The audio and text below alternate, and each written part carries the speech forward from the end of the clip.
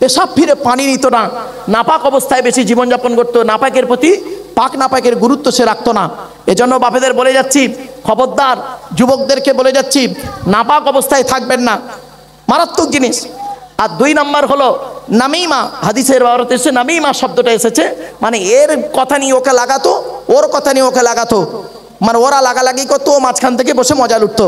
খবরদার বাপ, গিল্লা গিবত থেকে দূরে সরে থাকবেন। বহু আয়াত আছে, বহু হাদিস আছে। চলো এই যুবক ছেলেমেয়েরা, যুবতীরা শুনে নাও, জাহান্নামায় কি দেখলেন নবীজি? জাহান্নামার দরজাটা খোলা হয়েছে, খুলতি গেটে, একদম জাহান্নামার গেটে নবীজি দেখতে পেলেন যুবক আর যুবতীদের লজ্জাস্থান থেকে পুঁজ আর রক্ত বেরোচ্ছে, আর তারা খুব চিৎকার করছে। তখন রাসূল করিম সাল্লাল্লাহু আলাইহি সাল্লাম তিনি জিবরাইলকে জিজ্ঞাসা করলেন, মান হাউলা কি জিবরাইল, ও ভাই জিবরাইল, এরা কারা? জিবরাইল বললেন, আযুনাত, এরা হলো ব্যভিচারকারী নারী আর পুরুষ। পৃথিবীতে জেনা করে বেড়াতো, পৃথিবীতে জেনা ব্যভিচার করে বেড়াতো। অনেক মা বোন আছে স্বামী থাকা সত্ত্বেও অন্য পুরুষের সঙ্গে ব্যভিচার করে বেড়াচ্ছে। শোনেন, শুধু জেনা শুধু লজ্জাস্থানের হয় না, লজ্জাস্থানের জেনা, কানের জেনা, চোখের জেনা, হাতের জেনা, বিবেকের জেনা, বিভিন্ন অঙ্গ প্রত্যঙ্গের জেনা। এরপরে নবীজি বলছেন, আরেকটু দূরে দেখলাম কিছু লোকের গাল থেকে গোস্ত খসে পড়ে যাচ্ছে। তখন নবীজি জিজ্ঞাসা করলেন, মান হাউলা কি জিবরাইল, ভাই জিবরাইল এরা কারা? জিবরাইল বলেন, আল খুম্মার, এরা হলো মদ্যপানকারী। কি বললাম? মদ্যপানকারী। বাবা অনুরোধ করে বলে যাচ্ছি, মদ খাওয়া, মদ থেকে সরে থাকুন। দুনিয়ার মদকে আল্লাহ হারাম করেছে। টোটাল কোরআনে 4 জায়গায় লেখা আছে মদ খাওয়া হারাম। কোথায় কোথায় আছে শুনে নিন। 2 নম্বর পারা 13 নম্বর পৃষ্ঠা 12 নম্বর লাইন, সূরার নাম সূরা বাকারা। ইয়াসআলুনাকা আনিল খামরি ওয়াল মাইসির কুল ফীহিমা ইসমুন কাবীর ওয়া মানাফিউ লিন-নাস ওয়া ইসমুহুমা আকবারু মিন নাফইহিমা। মদ হারাম। 2 নম্বর মদ হারাম কোথায় আছে? 5 নম্বর পারা 4 নম্বর পৃষ্ঠা 2 নম্বর লাইন, সূরার নাম সূরা নিসা। ইয়া আইয়ুহাল্লাযীনা আমানু লা তাকরাবুস সালাত ওয়া আনতুম সুকারা। 3 নম্বর মদ হারাম কোথায় আছে? 7 নম্বর পারা 2 নম্বর পৃষ্ঠা 1 নম্বর লাইন, সূরার নাম সূরা মাইদা 90 নম্বর আয়াত। ইয়া আইয়ুহাল্লাযীনা আমানু ইন্নামাল খামরু ওয়াল মাইসিরু ওয়াল আনসাবু ওয়াল আজলামু রিজসুম মিন আমালিশ শায়তান ফাজতানিবু। 4 নম্বর কোথায় লেখা আছে? 7 নম্বর পারা 2 নম্বর পৃষ্ঠা 3 নম্বর লাইন, সূরার নাম সূরা মাইদার 91 নম্বর আয়াত। ইন্নামা ইউরিদুশ শাইতানু আন ইউকিয়া বাইনাকুমুল আদাওয়াতা ওয়াল বাগদাআ ফিল খামরি ওয়াল মাইসিরি ওয়া ইয়াসুদ্দাকুম আন যিকরিল্লাহ। মদ হারাম। আল্লাহ বলছেন, পৃথিবীর মানুষ, দুনিয়ার মদকে আমি জনমের মতো হারাম করে দিয়েছি। মনে রাখবেন, 3W সারা বিশ্ব ধ্বংস করে। www.com বলিনি, www.com বলিনি, 3W কে শুনে নেন। 1 নম্বর W হলো ওয়েলথ, ধনসম্পদ। ধনসম্পদ আপনাকে ধ্বংসের পথ দেখাবে। দেখবেন যার যত টাকা আছে সে ইবাদত থেকে ততটা দূরে সরে যাচ্ছে বর্তমানে। ঠিক না? ঠিক। প্রচুর টাকার মালিক একসময়, আজ থেকে 50 বছর আগে আপনারা এত অর্থ ছিল আপনাদের বাপেদের জিজ্ঞাসা করবেন, ঠিক মতো খাওয়া হতো না। আল্লাহ আজ আপনাদের অর্থ দিয়েছে, আল্লাহকে ভুলে গিয়েছেন, পাপ কাজে লিপ্ত হয়ে গেছেন। 1 নম্বর W হলো ওয়েলথ, ধনসম্পদ মানুষকে ধ্বংসের পথ দেখায়। 2 নম্বর W হলো ওয়াইন, WINE, ওয়াইন মানে মদ। মদ মানুষকে ধ্বংসের পথ দেখায়। এখন আমি আপনাদের কাছে মোটামুটি সচেতন হয়ে কথা বলছি। এখন আমাকে একটু খাইয়ে দিন, ব্যাস, মামাসির কোনো জ্ঞান থাকবে না। মনে রাখবেন। 3 নম্বর হলো ওম্যান, W। 3 নম্বর Wর নাম ওম্যান, নারী। নারী হলো মারাত্মক খাতারনাক জিনিস। এই জন্য বলে যাচ্ছি আপনাদেরকে, খুব সাবধান, খুব সাবধান। নারীদের আলোচনা আমি করবো একটু সময় হাতে থাকলে। চলেন এবারে আসছি। বিশ্বনবী মুহাম্মদ সাল্লাল্লাহু আলাইহি সাল্লাম তিনি বললেন, তার হাদিসগুলো, কোরআনের আয়াতগুলো আপনাদেরকে বলে গেলাম। আল্লাহ পাক বলছেন, পৃথিবীর মদকে আমি হারাম করে দিয়েছি।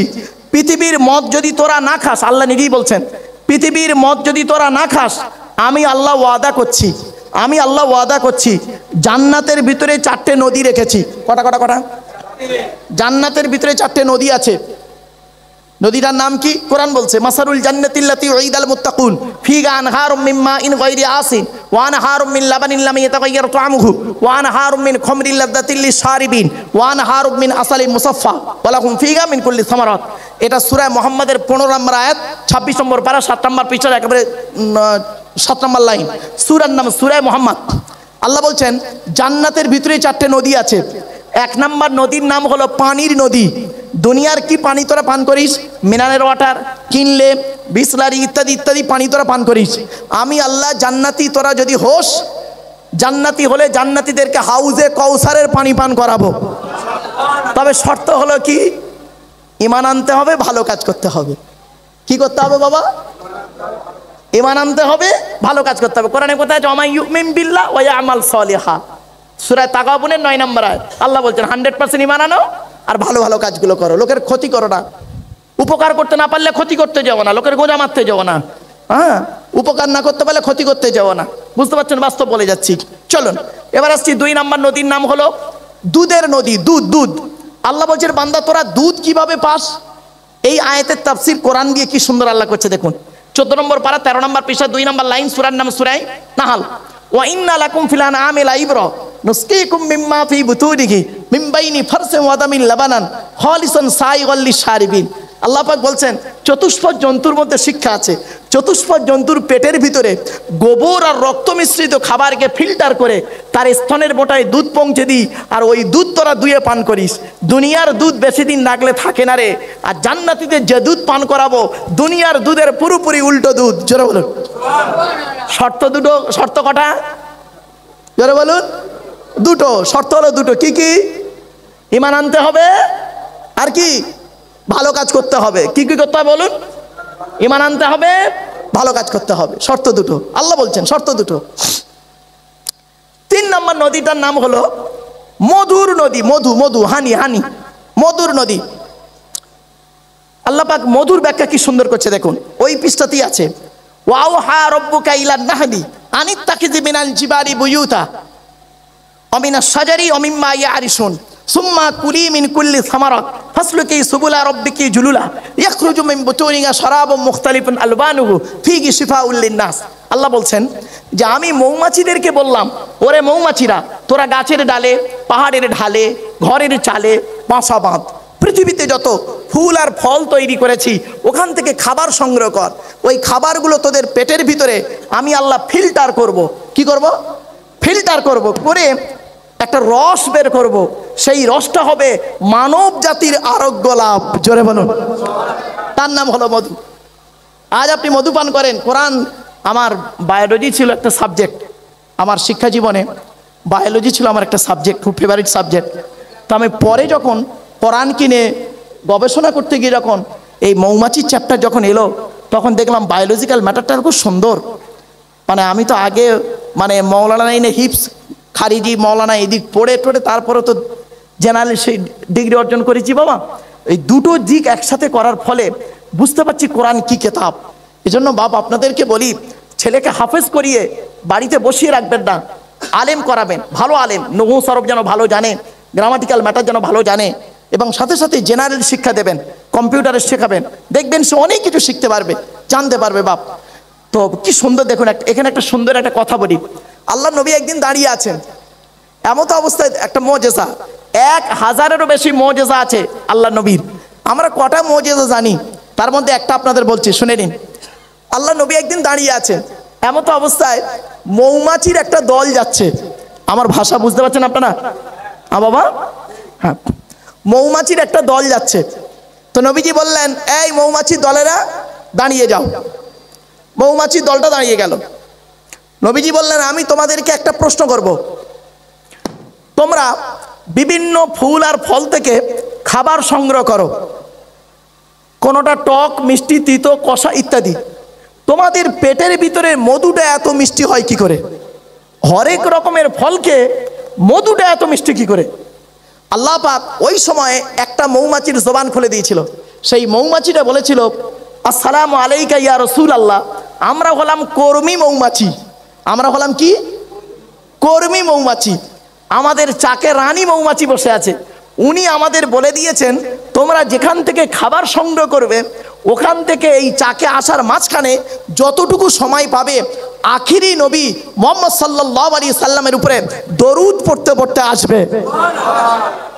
আমার বাপেরা, আমি মাঝে মাঝে আপনাদের দরুদ শরীফ পড়াচ্ছিলাম, খারাপ সেন্স নেবেন না, খবরদার নয়। বাড়িতে যখন রাতে ঘুমাবেন, অজু করে ঘুমাবেন, কুল হুয়াল্লাহ সূরা 3 বার পড়ে 11 বার দরুদ শরীফ পড়তে পড়তে ঘুমিয়ে পড়বেন।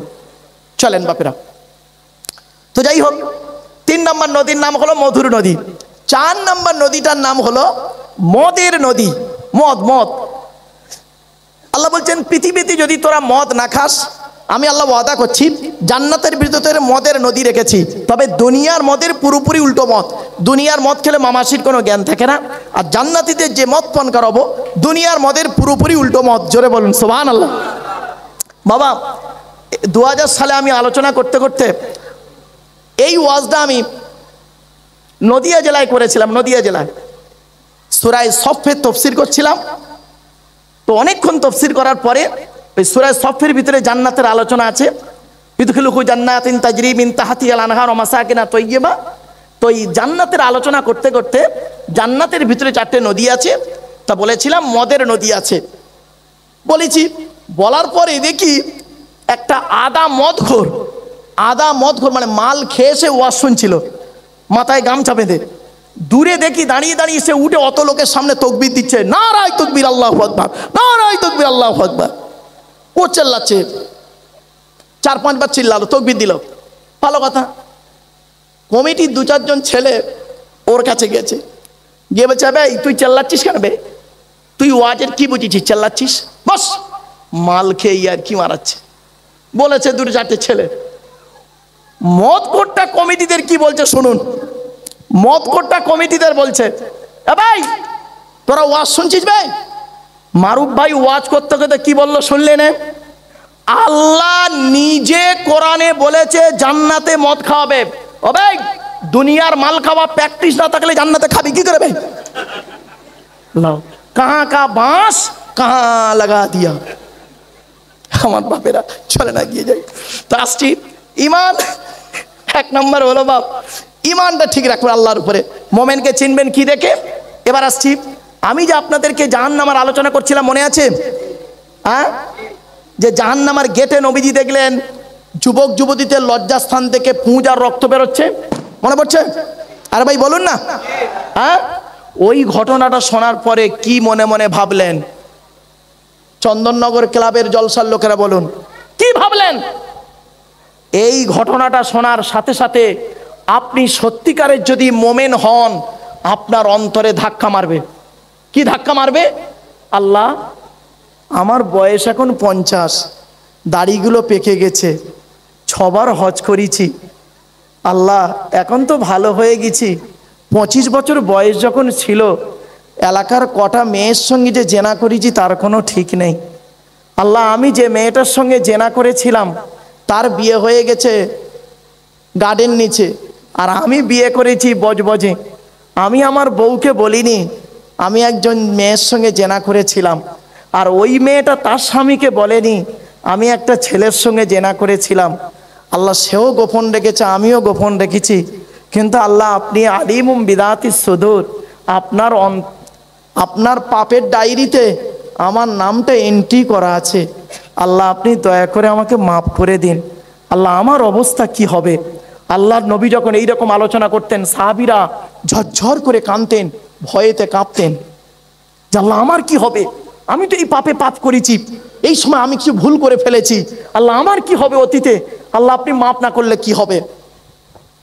যখন সাহাবীরা এই হাদিস যখন রাসূল বর্ণনা করছিলেন, সাহাবীরা মানে এত কান্না কাঁদছেন ভয়েতে, তখন আল্লাহ পাক কোরআনে আয়াত নাযিল করলেন, কুল ইয়া ইবাদিয়াল্লাযীনা আসরাফু আলা আনফুসিহিম লা তাকনাতু মির রাহমাতিল্লাহ ইন্নাল্লাহা ইয়াগফিরুয যুনুবা জামিয়া ইন্নাহু হুয়াল গফুরুর রহিম।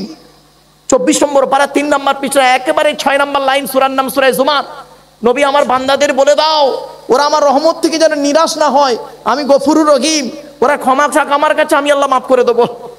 আল্লাহ বলছেন ওমাইয়া আমাল সুআন আও ইয়াযলিম নাফসা সুম্মা ইস্তাগফিরিল্লাহ ইয়াজিদিল্লাহু গফুরুর রহিমা। 5 নম্বর পারা 15 নম্বর পৃষ্ঠা 6 নম্বর লাইন 9 নম্বর লাইন সূরার নাম সূরা নিসা। আল্লাহ বলছেন যে ব্যক্তি পাপ কাজ করেছে, পাপের কথা খেয়াল করে ও তার নফসের উপরে জুলুম করেছে, একবার আমার কাছে সুম্মা ইস্তাগফিরিল্লাহ, একবার তওবা ইস্তেগফার করুক, ইয়াজিদিল্লাহু গফুরুর রহিমা, আমি আল্লাহ ওর জীবনের গুনাহগুলো মাফ করে দেব। আমার বাপেরা ফিরে আসুন, ফিরে আসুন। এই যুবক ছেলেরা ফিরে এসো, ফিরে এসো। কি ফিরে আসবে? কোরআন বলছে ইয়া আইয়ুহাল্লাযীনা আমানু তুবু ইলাল্লাহি তাওবাতান নাসুহা। 28 নম্বর পারার 20 নম্বর পৃষ্ঠা 2 নম্বর লাইন সূরার নাম সূরা তাহরিমের 7 নম্বর আয়াত, 7-8 নম্বর আয়াত। আল্লাহ বলছেন হে ঈমানদার বান্দাগণ, তুবু ইলাল্লাহি তাওবাতান নাসুহা, ফিরে আয়, ফিরে আয়। তাওবা ইয়াতুবু, তাওবাতান মানে হলো ফিরে আসা। ফিরে আয়, ফিরে আয়, ফিরে আয়। পাপ করেছিস, জেনা করেছিস, ভুল করেছিস, যা করেছিস করেছিস, আজ থেকে তওবা করে নে, তওবা কর, আমার কাছে ফিরে আয়। আল্লাহ আর কোনোদিন করব না, আর ব্যাকে কোনোদিন যাব না, এই বলে তুই তওবা কর, আমি আল্লাহ তোর জীবনের গুনাহগুলো মাফ করে দেবো। আল্লাহর নবী প্রতিদিন 70 বারের বেশি তওবা ইস্তেগফার করতেন, যে রসুলের গোনাই ছিল না। কদ গফারাল্লাহু লাকা মা তাকাদ্দামা মিন যামবিকা ওয়া মা তাআখারা, আমার আল্লাহ পাক যে রসুলের আগে পরের জীবনের গোনাগুলো মাফ করে দিয়েছেন, সেই ব্যক্তি আল্লাহর ভয়ে আল্লাহর কাছে ক্ষমা প্রার্থনা করছে। আর আমরা কি, আমাদের কোনো পাপ নেই না? আমাদের পাপ টাপ নেই। ভাববেন বাড়িতে গিয়ে বাপ। চলুন, এজন্য বললাম 1 নাম্বার মুমিনের পরিচয় কি? ইন্নামাল মুমিনুনা আল্লাযীনা ইযা যুকিরাল্লাহু ওয়াজিলাত কুলুবুহুম, মুমিনের অন্তরটা আল্লাহর ভয়ে কাঁপতে থাকবে। 3 ব্যক্তির চোখ জাহান্নামের আগুন হারাম। হুররিমাতিন নারু আলা সালাসাতি আয়ুনিন, হাদিস। আইনুন বাকাত মিন খাশিয়াতিল্লাহ, আইনুন সারাত ফি সাবিলিল্লাহ, আইনুন গাদ্দাত আম মাহারিমিল্লাহ। আল্লাহ রাসূল বলেছেন, শুনে নিন হাদিসটা। 3 ব্যক্তির চোখ জাহান্নামের আগুন হারাম। 3 ব্যক্তির চোখ। দেখি তো এই 3 চোখের মধ্যে আমাদের চোখগুলো হয় কি? 1 নাম্বার, আল্লাহ রাসূল বললেন হুররিমাতিন নারু আলা সালাসাতি আয়ুনিন, 3 ব্যক্তির চোখ জাহান্নামের আগুন হারাম, মানে জান্নাতে যাবে। কি কি? 1 নাম্বার আইনুন বাকাত মিন খাশিয়াতিল্লাহ, যে ব্যক্তি, ওই যে চোখ আল্লাহর ভয়ে, আল্লাহর ভয়ে পাপের কথা খেয়াল করে চোখের পানি ফেলে, চোখের পানি ফেলে। বাপেরা রাতের অন্ধকারে, রাতের অন্ধকারে আল্লাহর কাছে কাঁদুন। মনে রাখবেন, প্রেমিক প্রেমিকা যখন প্রেম করে তখন লোক সমাজে প্রেম করে না, লুকিয়ে তারা করতে ভালোবাসে। আল্লাহ বলছে বান্দারে তুই আমার কাছে এসে ডাক। সব লোক নামাজ পড়তে আসে, ওরা তো আমার হুকুম পালন করবি, এক্সট্রা কিছু কর। আপনারা তো দর্জি এলাকার মানুষ, যে কারিগরটা আপনার বাড়িতে 8 ঘন্টা 12 ঘন্টা কাজ করার কথা, সে যদি 13 ঘন্টা কাজ করে প্রতিদিন, আর 12 ঘন্টার মাইনে নেয়, যদি আপনার প্রতি তার দয়া হয় না? দর্জিয়ালার মানুষের অবস্থাকাররা, যে কারিগরটা 12 ঘন্টা ডিউটি, আপনার আইন যে আমার কারখানায় 40 জন কারিগর কাজ করে, 12 ঘন্টা কাজ করতে হবে, সকাল 6টা থেকে সন্ধ্যে 6টা পর্যন্ত। এখন সব কারিগর সকাল 6টা সন্ধ্যা 6টা পর্যন্ত 12 ঘন্টা করে, মাইনে সব এক। কিন্তু ওদের মধ্যে একটা কারিগর আছে, সে 13 ঘন্টা কাজ করে, মাইনে নেয় 12 ঘন্টা। আপনার তার প্রতি দয়া হবে না? ভাববেন বাড়িতে গিয়ে। তো বাবা অতিরিক্ত একটু নফল ইবাদত করবেন। মনে রাখবেন রাতের অন্ধকার আল্লাহর কাছে কাঁদুন, পাপের কথা খেয়াল করে কাঁদুন। আইনুন বাকাত মিন খাশিয়াতিল্লাহ। মা বোনেরা অনুরোধ করে বলে যাচ্ছি, চোখের পানি ফেলুন আল্লাহর কাছে। পাপ করি চোখ, কবর কাউকে ছাড়বে না। মনে রাখবেন, কবর কাউকে ছাড়বে না। ছোট্ট একটা উদাহরণ দিচ্ছি আপনাদেরকে, রেগে যাবেন না কেউ। আপনাদের এখানে কোনো মানুষ মারা গেলে আপনারা তাকে মাটি দিয়ে, কাপন পরিয়ে, গোসল দিয়ে, জানাজা পড়িয়ে মাটি দিয়ে চলে আসেন, তাই তো নাকি? বাবা বলেন না। 1 মাস পর, 1 মাস পরে কবরটা একটু খুলে দেখেছেন মালটা কেমন আছে? শুনে নিন বাবা, আমি ফরেন্সিক ইনভেস্টিগেশন কুইজের একজন অফিসার। আমার গাড়ির সামনে একটা বোর্ড লাগানো আছে, দেখবেন ওয়ার্ল্ড হিউম্যান রাইটস কাউন্সিল, বিশ্ব মানবাধিকার পরিষদ। বিশ্ব মানবাধিকার পরিষদের ওয়ার্ল্ড হিউম্যান রাইটস কাউন্সিলে আমি একজন ন্যাশনাল প্রেসিডেন্ট দিল্লিতে। তো বাস্তব জীবনটা তুলে ধরছি আপনাদের কাছে। আপনারা মানুষকে মাটি দিয়ে চলে আসেন, মাটি দিয়ে আসার পরে কি হয় জানেন? শুনে নিন। মানব দেহের মধ্যে সর্বপ্রথম কোন অঙ্গটা পচে জানেন? সর্বপ্রথম কোন অঙ্গটা পচে শুনুন, এই নাকটা পচে। এজন্য মানব দেহের মধ্যে সর্বপ্রথম গরম হলে ঘামে কোন অঙ্গটা? যারা বলুন, নাক প্রথম ঘামে, শিখে নিন এগুলো। তো নাকটা প্রথম পচায় 3 থেকে 4 দিনের মধ্যে, তারপরে 6 থেকে 7 দিন পরে মাথার চুলগুলো, গায়ের লোমগুলো, হাতের নখগুলো খসে খসে পড়ে যায়। 10 থেকে 12 দিনের মধ্যে মাথার ব্রেনটা পচে গিয়ে নাক দিয়ে, কান দিয়ে, গাল দিয়ে গড়াতে থাকে। 18 থেকে 20 দিন পর পেটটা ফেটে যায়, পোকায় তৈরি হয়। 2 মাস পর সমস্ত চামড়া মাংস পোকায় খেয়ে নেয়, ফ্রেমটা পড়ে থাকে। 6 মাস পর হাড়গুলো আলাদা হয়। 1 বছর পর দেহের কয়েক কটা হাড় ছাড়া সব পোকায় খেয়ে নেয়। কোথায় গেল সুন্দর দেহ? মাটির দেহ মাটি হবে, পুড়ে হবে ছাই। এ দেহ পচা দেহ, গরব কিসের ভাই? কিসের অহংকার বাবা? কিসের অহংকার? টাকা? ক টাকার মালিক আপনি? আল্লাহ কোরআনে বলেছেন, আল্লাহুল গনিয়ু ওয়া আনতুমুল ফুকারা। আমি আল্লাহ হলাম ধনী, তোরা সব ফকিরের বাচ্চা। জোরে বলুন সুবহানাল্লাহ। কিসের অহংকার? টাকা? বাপেরা, মায়ের পেট থেকে যেদিন এলাম না, সেদিন হাত দুটো মুঠো মারা ছিল। আপনাদের হাত দিয়ে চাল্লা ছেড়ে দেন, দেখবেন প্রত্যেকের হাতগুলো দেখবেন আঙুলগুলো মোড়া, আঙুলগুলো মোড়া। কারোর হাত এমন নেই, প্রেসার দিলে এমন হবে দেখুন, নইলে এমন দেখুন। কেন এ মোড়া কেন? আল্লাহ মায়ের পেট থেকে প্রত্যেকের হাত যখন পাঠায় মুঠো মারা থাকে। আল্লাহ বলছে, যেদিন মায়ের পেট থেকে এলি তোর হাত দূরে ছিল মুঠো মারা, আর যেদিন পৃথিবী ছেড়ে চলে যাবি, মরে যাবি, তখন হাত আর মুঠো মারা থাকবে না, এইরকম হয়ে যাবে। দেখুন লাশের হাত দেখেছেন? হ্যাঁ, সোজা হয়ে গেছে। আল্লাহ বলে, দেখলি, দেখে নে। এ জীবন শুরু হয়েছে 150 টাকায়, এ জীবন শেষ হবে 1500 টাকায়। এ জীবন শুরু হয়েছে কত বললাম? 150 টাকায়। এ জীবন শেষ হবে 1500 টাকায়। আমার এক বন্ধু, কলেজের প্রফেসর, একসঙ্গেই পড়াশোনা করতাম। তো ও খুব ইচ্ছা আমার ওয়াজ শুনবে, ওই সামনে চটে বসে। তা আমি বলছি, ভাই আপনি স্টেজে আসুন। বলছে, না ভাই, আমি আপনার মুখ দেখবার ওয়াজ শুনবো। তো ভালো কথা, তাও বসেছে। খারাপ লাগছে নিজেকে, একটা প্রফেসর লোক নিজে বসে শুনছে। তা আমি করেছি কি, ওয়াজ করতে করতে মানে কিছুক্ষণ ওয়াজ করার পরে বলতেছি, বন্ধুরা, এ জীবন শুরু হয়েছে 150 টাকায়, এ জীবন শেষ হবে 1500 টাকায়। পট করে আমাকে বলছে, ভাই এ কি করে হলো? আমি প্রফেসর, আমার বউ প্রফেসর, আমার বাপ প্রফেসর, মা প্রফেসর, আমরা 4 জন প্রফেসর। তো আমরা মাসে 5 লাখ টাকা কমসে কম মাইনে পাই, সকলের মাইনে মিলে। আর আপনি বললেন এ জীবন শুরু হয়েছে 150 টাকায়, এ জীবন শেষ হবে 1500 টাকায়। তো অতগুলো লোকের সামনে ব্যাখ্যাটা করেছিলাম, আপনাদেরকেও বলছি, শুনে নিন। আমি বললাম, বন্ধু, যেদিন মায়ের পেট থেকে এসেছিলেন, সেদিন সব থেকে দামি কাপড়টা কে কিনে দিয়েছিল? তো বলছে, আমার আব্বা। আমি বললাম, তার দাম কত ছিল? বলছে, কত হবে, 100 থেকে 150 টাকা। 100 থেকে 150 টাকা একটা তোয়ালের দাম কত হবে ভাই? আমি বললাম, কাপড়টা নিজে পরতে পেরেছিলেন? বলছে, তা আবার পারি, অন্যেই পরিয়ে দিয়েছিল। আল্লাহ বলছে, এই আব্দুল্লাহ গিল মারুফ, মায়ের পেট থেকে এলি, যেদিন তুই এলি, যে কাপড়টা তোকে পরানো হলো, তুই নিজে পড়তে পারলি না, অন্যেই পরিয়ে দিল, দাম ছিল 150 টাকা। এ জীবন শুরু হয়েছে তোর 150 টাকা দিয়ে। আর যেদিন তুই মারা যাবি, তোর কাপনের কাপড়টা হবে 1200 থেকে 1500 টাকা। তুই নিজে পড়তে পারবি না, অন্যেই তোকে পরিয়ে দেবে। এ জীবন শুরু হলো 150 টাকায়, এ জীবন শেষ হবে তোর 1500 টাকায়। আর বাকি যা হাত পা চোখ কান নাক মুখ বিবেক বুদ্ধি ব্রেন দিয়ে এই গাড়ি বাড়ি জায়গা জমি ব্যাংক ব্যালেন্স করেছেন, সবাই গীতার সারাংশ হয়ে গেছে। গীতার সারাংশ হয়ে গেছে। গীতার সারাংশ কি জানেন? গীতা পড়েছেন কি জানি না, গীতার সারাংশ শুনুন।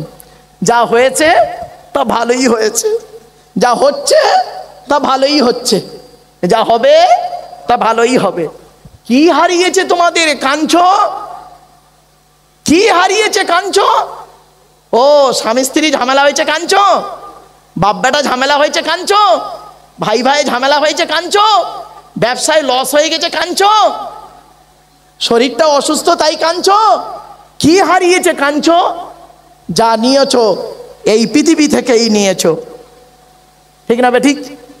যা নিয়েছো এই পৃথিবী থেকেই নিয়েছো, যা দিয়েছো এই পৃথিবীতেই দিয়েছো।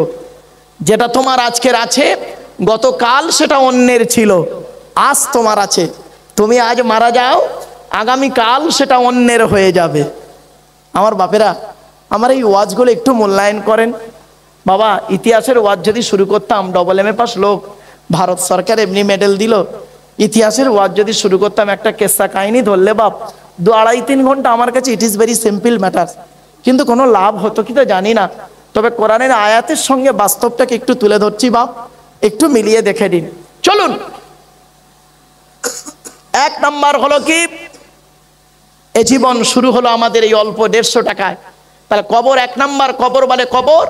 আমি দরজা জানালা ছাড়া ঘর। আজকের বাড়ি যাবেন, বাড়িতে গিয়ে এই হাতটা বালিশে রেখে চিন্তা করবেন। শুনে নিন, আল্লাহ বলছে কিসের অহংকার দেখাস? মেটিয়াপুর চন্দননগরের মানুষেরা, মহেশতলার মানুষ, কিসের অহংকার? টাকা। আল্লাহুল গনি ওয়া আনতুমুল ফুকারা, আমি আল্লাহ হলাম ধনী, তোরা সব ফকিরের বাচ্চা। কিসের অহংকার? জ্ঞান, জ্ঞান, জ্ঞানের অহংকার দেখান। কিসের জ্ঞান? আল্লাহ নিজেই বলছেন ওমা উতিতুম মিনাল ইলমি ইল্লা কলিলা। পারা নাম্বার 15, পৃষ্ঠা নাম্বার 9, লাইন নাম্বার 6, সূরার নাম সূরা বানী ইসরাঈল। আল্লাহ বলছেন আমি সামান্য জ্ঞান তোকে দান করেছি রে, সামান্য জ্ঞান দান করেছি। ও বাংলায় MA পাস করেছিস না? বাংলার জ্ঞান, অ থেকে চন্দ্রবিন্দু চাঁদ, অক্ষর কোটার ভিতরেই তোর জ্ঞান। ও বাবা, বাংলায় জ্ঞান অর্জন করেছি, কিন্তু এটাও জানিনি ক থেকে চন্দ্রবিন্দু চাঁদের মধ্যে ব অক্ষরটা 2 বার আছে।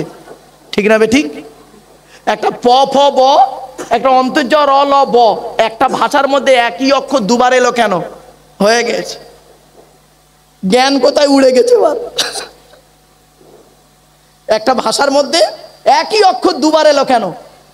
একটা প ফ ব আর অন্তর্জ র ল ব, হয়ে গেছে। আল্লাহ বলে কিসের অহংকার? ইংরেজির জ্ঞান, ইংরেজির এ থেকে জেড পর্যন্ত অক্ষর কোটার ভিতরেই তোর জ্ঞান।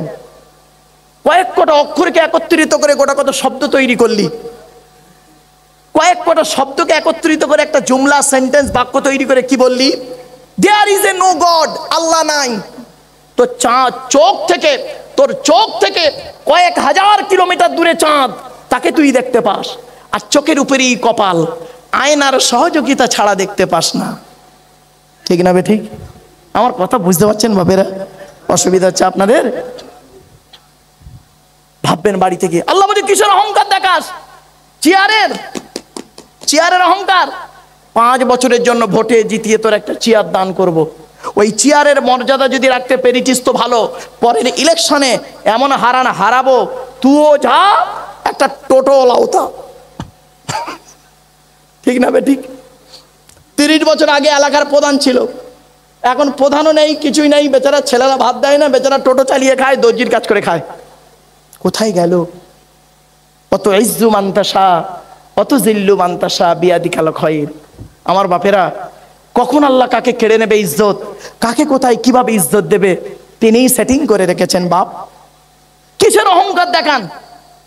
ক্ষমতা, ক্ষমতার অহংকার। কোরআন বলছে অখুলিকল ইনসানু দাঈফা, সূরা নিসার মধ্যে আল্লাহ বলছেন আমি মানুষকে দুর্বল করে তৈরি করেছি। মায়ের পেট থেকে যখন এলি, আল্লাহ বলছেন মায়ের পেট থেকে যখন এলি তোর হাইট ছিল 1.5 ফুট আর ওয়েট ছিল 3.5 থেকে 4 কিলো। কই তখন তো বলিসনি হিয়া সে লড়ঙ্গা, হুয়া সে লড়ঙ্গা। ও বয়সটা এখন 25, বয়সটা এখন 25, খুব গরম দেখাচ্ছিস না, খুব গরম দেখাচ্ছিস না। আল্লাহ বলে দাঁড়া, 50টা পার হোক, 50টা পার হোক। পৃথিবীতে এমন একটা রোগ আছে, ওই রোগটা তোর ভেতরে ঢুকিয়ে দেবো, ক্যান্সারের থেকেও খারাপ, ক্যান্সারের থেকেও খারাপ রোগটা। রোগটার নাম শুনবেন, সুগার। সুগার, কি বললাম ভাই রে? যাদের সুগার হয়েছে তারা জানে। আল্লাহ বলছে অতিরিক্ত সুগার বাড়িয়ে দেবো, কখন পেচ্ছাপ ফিরছে নিজেই জানে না। ভাই আমি এই ওয়াজটা করেছি, একটা টোটোওয়ালা, আমি স্কুল থেকে বাড়ি ফিরছি, একটা টোটোওয়ালা বলছে হুজুর আপনার ওয়াজ আমি সারাক্ষণ শুনি। আলহামদুলিল্লাহ। বলছে হুজুর পরিবর্তন আল্লাহ যা করিয়েছেন, তবে আপনার ওয়াজটা আমার একদম প্র্যাকটিক্যাল। কিরকম? বলছে হুজুর আমি একটা বয়স্ক লোককে সেই ডায়মন্ড হারবার থেকে এই মেটিয়াপুরে আনছিলাম টোটোয় করে, বয়স্ক লোক ওই মাল আনছিল, ও সুগার আছে আমি জানি না, খালি আমাকে রাস্তার মাঝখানে বলেছে, খালি বলেছে মুদবো, শুধু এইটুকু বলেছে। আমি গাড়ি ধারে দাঁড় করানোর আগে আমার গাড়ির সিট ভিজিয়ে দিয়েছে। কি বুঝলেন? বাড়ি থেকে ভাববেন। আল্লাহ বলে কিসের অহংকার দেখাস? লাঠির বল পাটির বল। ধরুন আপনাদের এই এলাকার, বাবা ক্ষমা চেয়ে নিচ্ছি, রাগ করবেন না, আমি জাস্ট উদাহরণ দিচ্ছি। এই এলাকার সব থেকে বড় গুন্ডা মহেশতলা থানার ধরুন সব থেকে বড় গুন্ডা রাস্তা দিয়ে যখন চলে 40টা বডিগার্ড নিয়ে চলে। সামনে 10টা বডিগার্ড, পেছনে 10টা বডিগার্ড, ডান দিকে 10টা বডিগার্ড, বাম দিকে 10টা বডিগার্ড, 40টা বডিগার্ড নিয়ে AK-47 রাইফেল নিয়ে চলে। জনগণ তার সামনে মুখ খুলতে পারে না ভয়েতে। আল্লাহ বলছে এই 40টা বডিগার্ডের বাবার ক্ষমতা নাই, ওর ভেতর থেকে আমি আল্লাহ তোর 12টা বাজাবো। দেখবি দেখবি লাল লাল কাঠ পিঁপড়ে, লাল লাল কাঠ পিঁপড়ে 4 পিস লুঙ্গির ভেতর ঢুকিয়ে দেবো, এমন জায়গায় কামড়াবে ছটফট ছটফট ছটফট ছটফট করছে। তখন বডিগার্ডরা বলছে স্যার স্যার স্যার কি হয়েছে স্যার, স্যার কি হয়েছে স্যার? তখন বলছে ডাক্তার স্যার আমার এদিকে কাঠ পিঁপড়ে ঢুকে গেছে, এমন জায়গায় ঢুকে কামড়াচ্ছে, ফুলে যাচ্ছে, দেখাতেও পাচ্ছি না, বের করতেও পারছে না, কি করবো বল? তখন বডিগার্ডরা বলছে স্যার দাঁড়ান, আমরা একটা কোর মিটিং করি, কোর মিটিং। বলে ডাক্তার মিটিং? তোর মিটিং করতে করতে আমার ফুলে যাবে বে, কি করবি কর না তাড়াতাড়ি। তখন বডিগার্ডরা বলছে স্যার একটাই সিদ্ধান্ত, একটাই সিদ্ধান্ত হয়েছে। বলে কি? স্যার ফায়ার করবো, ফায়ার করবো। লুঙ্গির ভেতরে ফায়ার করবি, শেষ। বাবা আল্লাহ কোরআনে বলছে গো বাবা, অবাক, আমি বাস্তব উদাহরণ তুলি তো। আল্লাহ কোরআনে বলছেন ওয়ালা তুসাইর খদ্দাকা লিন-নাসি ওয়ালা তামশি ফিল আরদি মারহা ইন্নাল্লাহা লা ইউহিব্বু কুল্লা মুখতালিন ফাখুর। পারা নম্বর 21 পৃষ্ঠা নম্বর 11 লাইন নম্বর 14 সূরার নাম সূরা লোকমান। আল্লাহ বলছেন এই পৃথিবীতে কোনোদিন অহংকার করে চলাফেরা করিস না, আমি আল্লাহ কোনোদিন কোনো অহংকারকারীকে ভালোবাসি না। আমার বাপেরা খবরদার, কিসের অহংকার করেন? চোখ দুটো বন্ধ হয়ে গেলে সব শেষ, সব শেষ। তো 1 নম্বর কবর বলে আমি কবর, দরজা জানালা ছাড়া ঘর। 2 নম্বর কবর বলে আমি কবর, সাপ বিছে পোকামাকড়ের ঘর। 3 নম্বর কবর বলে আমি কবর, আমি কাউকে চিনি না তার আমল ছাড়া। 4 নম্বর কবর বলে আমি কবর, আমার উপরে লাইটিং করতে গেলে, খুশবু করতে গেলে টাকার প্রয়োজন হয়, আমার ভেতরে লাইটিং করতে গেলে, খুশবু করতে গেলে, আলোকিত করতে গেলে নেক আমলের প্রয়োজন হয়।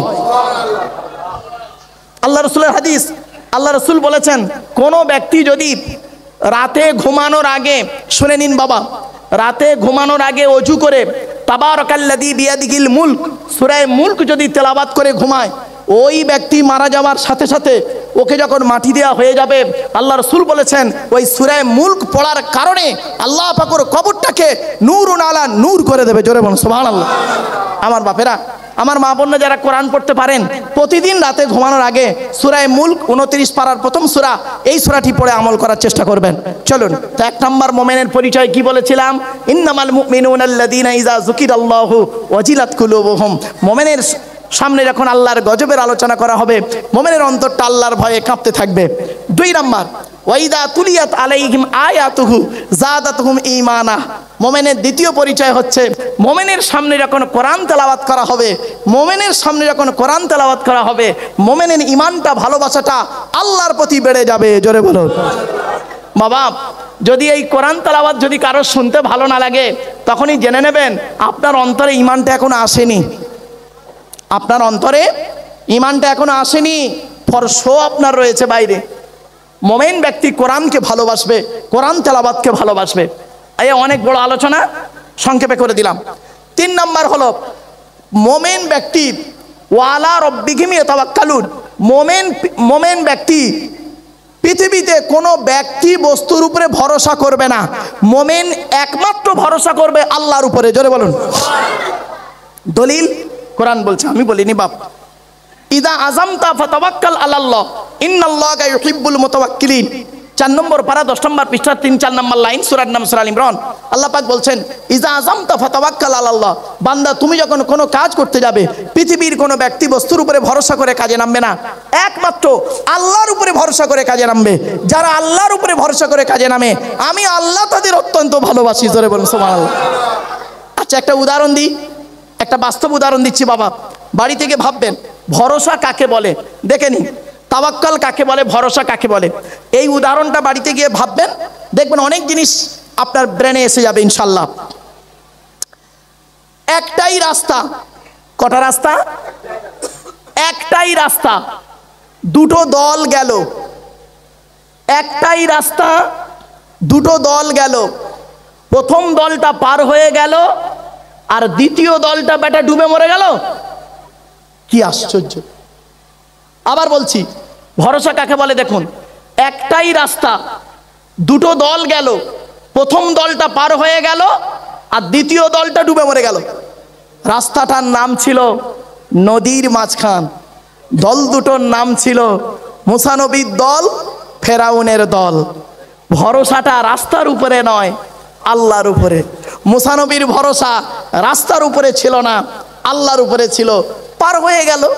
আর ফেরাউনের ভরসাটা আল্লাহর উপরে ছিল না, রাস্তার উপরে ছিল, সৈন্যদের উপরে ছিল, বেটা ডুবে মরে গেল।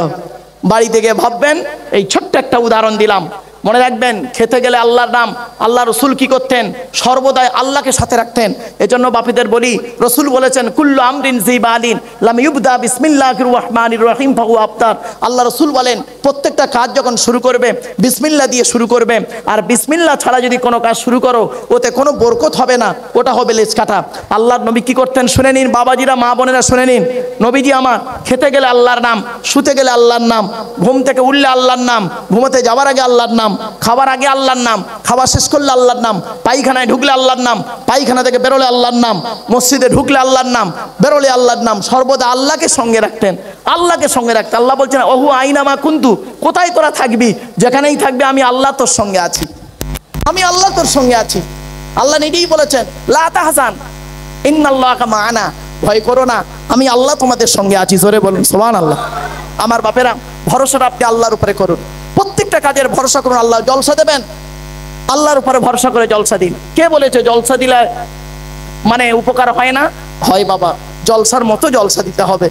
আগেই বলে দিয়েছি, সেই দিকগুলো লক্ষ্য রেখে বাবা জলসা দেন, আল্লাহর রহমত অবশ্যই নাজিল হবে। আমার আল্লাহ দয়ালু দয়াবান, তার কোরআনের আলোচনা যেখানে হয়, হাদিসের আলোচনা যেখানে হয়, আল্লাহ সেখানে বেমুখ করান না বান্দাদেরকে। চলুন, 4 নম্বর মোমেনের পরিচয় হলো আল্লাযীনা ইউকিমুনাস সালাত। বাপেরা, নামাজ আপনাকে আমাকে পড়তে হবে। নামাজ কারোর জন্য মাপ নাই, বিশেষ ব্যক্তি বিশেষ কারণ ছাড়া। আমার ভাষা বুঝতে পারছেন আপনারা? বিশেষ ব্যক্তি বিশেষ কারণ ছাড়া নামাজ কারোর জন্য মাপ নেই। কেন এই কথাগুলো কেন বলি? যাতে করে ফাঁক ফোকর যেন না থাকে। বাবা, রোজা আপনাকে করতেই হবে, তবে বিশেষ ব্যক্তি বিশেষ কারণ ছাড়া। মনে রাখবেন, এগুলো মাথায় রাখবেন। বিশেষ শব্দ কেন ইউজ করছি আমি? এজন্য নামাজ আপনাকে পড়তেই হবে। নামাজ বেহারামি খারাপ কাজ থেকে মানুষকে হেফাজত করে। বাপেরা, নামাজ ধরে নিন, নামাজ আপনার আমার কোনো রেহাই দেবে না। মনে রাখবেন, নামাজ আপনাকে জিজ্ঞাসা হবেই হবে, বান্দা তুই নামাজ পড়িস নি কেন? চলুন, 4 নম্বর হলো, 5 নম্বরটা কি? মোমেনকে চিনবেন কি দেখে?